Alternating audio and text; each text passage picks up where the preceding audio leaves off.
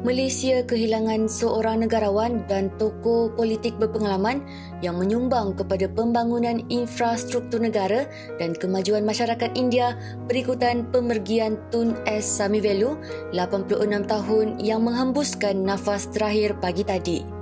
Sepanjang hayatnya, mendiang adalah antara Menteri Kabinet paling lama berkhidmat, kira-kira 30 tahun bermula sebagai Menteri Kerja pada 1979.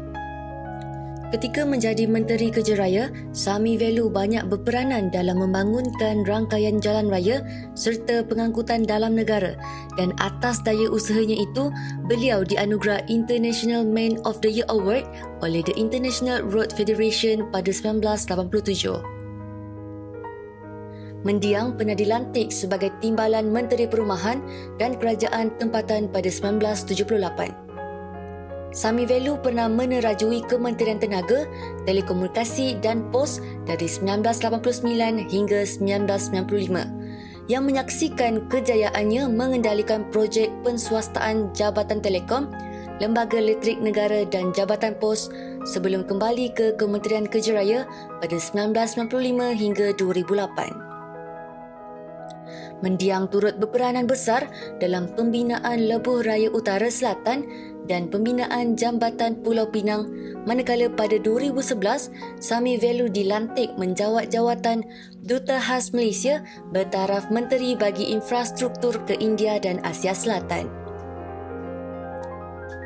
Samivelu juga adalah antara nama penting yang menyumbang kepada idea mengenai pentingnya Malaysia memiliki satelit komunikasi sendiri Miasat-1 yang dilancarkan pada Januari 1996.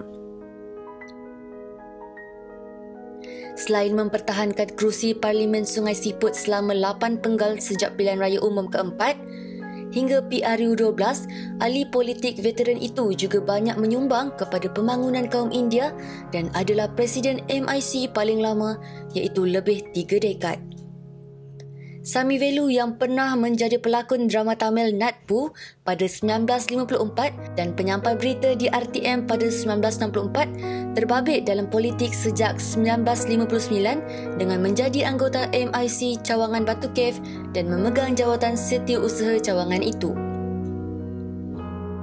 Mendiang pernah dipilih sebagai Ketua Pemuda MIC pada 1971, Naib Presiden MIC 1975, Timbalan Presiden MIC 1977 dan akhirnya sebagai Presiden pada 1981 selepas memangku jawatan itu susulan kematian Tan Sri V.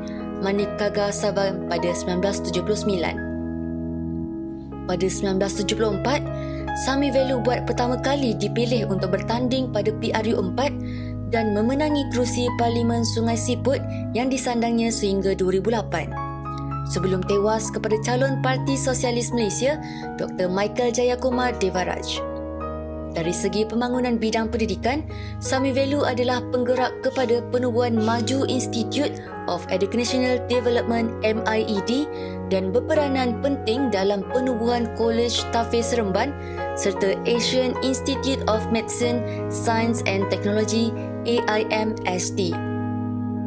Mendiang berkahwin dengan Toh Puan R. Indrani dan mempunyai 2 anak, Esman Gayar Karasi dan Datuk Seri S. Vel Pari.